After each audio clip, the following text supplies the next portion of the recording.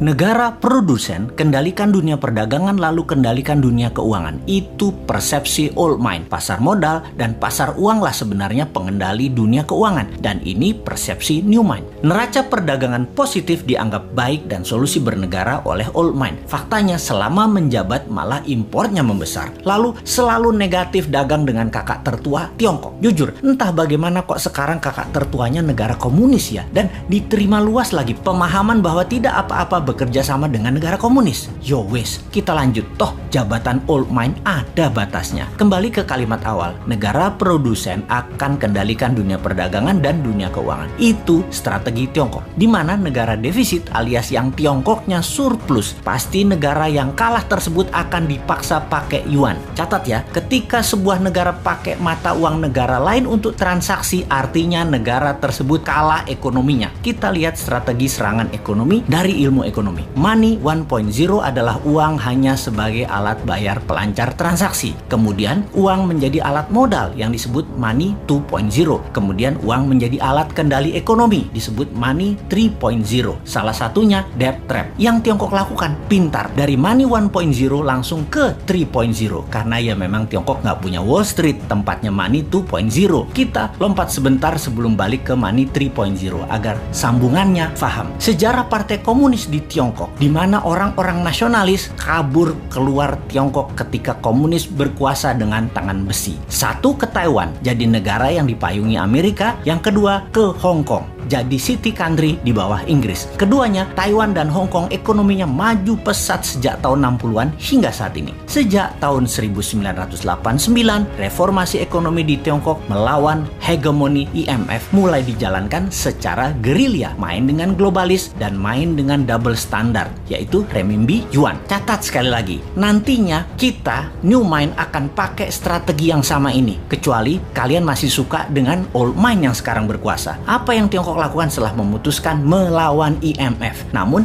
di permukaan pura-pura taat pada Amerika? Ini terjadi di zaman Deng Xiaoping awal mulanya. Mereka jadi negara produsen buruh murah. Maklun mengerjakan sebagai tukang jahit apa saja yang disuruh globalis. Lalu perlahan menggeser dari maklun tukang jahit menjadi negara produsen. Maklun ini adalah strategi agar terjadi pembiasaan. Ketika awal menjadi negara produsen, Tiongkok mengizinkan pemalsuan atau kopi atau tiru merek-merek ternama dunia untuk beredar di dalam negerinya. Semakin mahir, maka mulai negara membiayai sektor hulu produsen, pabrik-pabrik dengan uang renminbi yang uang tersebut tidak boleh beredar di luar negeri, hanya boleh beredar di Tiongkok. Inilah awal tahun 90-an mereka lakukan ini semua secara masif, secara gila-gilaan. Apa saja dibangun, dan setelah menjadi pengendali produksi, mulai ekspansi di tahun 2013 dengan strategi BRI, yaitu Belt Road Initiative. Perlu banyak negara yang harus dikendalikan oleh Tiongkok. Perlu banyak negara yang penduduknya lapar dan pemimpinnya lemah agar mudah dikendalikan, agar membeli barang-barang Tiongkok dan menggunakan mata uang Tiongkok. Awalnya dengan memberi pinjaman, namun bukan uang tetapi barang, seperti jalanan dibangunin, pokoknya jadi barang. Jembatan dibangun jadi barang, pelabuhan, bandara, jaringan kereta api yang semuanya punya kesamaan, yaitu pelancar jalur angkutan barang guna menciptakan ketergantungan terhadap produk Tiongkok dan kelancaran distribusi barang. Kemudian kendali atas pasar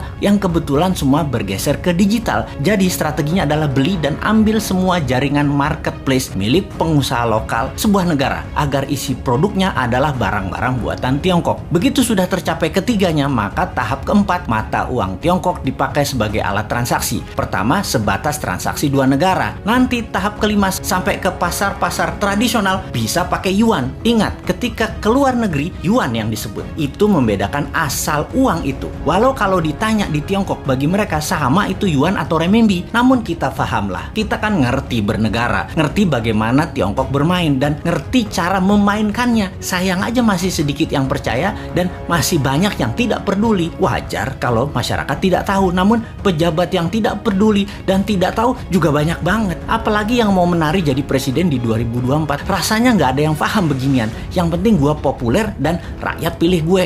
Lihat aja daftar 10 orang yang katanya calon presiden di lembaga survei. Kita review satu persatu. Paham nggak bernegara ala Tiongkok dan Amerika? Rasanya Kagak ya, New Mind beda. Kita paham dan strateginya bukan ikuti keduanya, namun punya strategi sendiri untuk main 3 kaki awalnya dan menyalip di tikungan di tahun 2030 menjadi 3 besar dunia dan di 2045 menjadi negara superpower. Kalau hanya naik 7% setahun dan faktanya 5% pertumbuhan ekonominya, mimpi jadikan Indonesia negara superpower. Buktinya sekarang aja pakai yuan dagangnya, harusnya pakai rupiah. Bos, itu artinya kalian old mind geblek bernegaranya.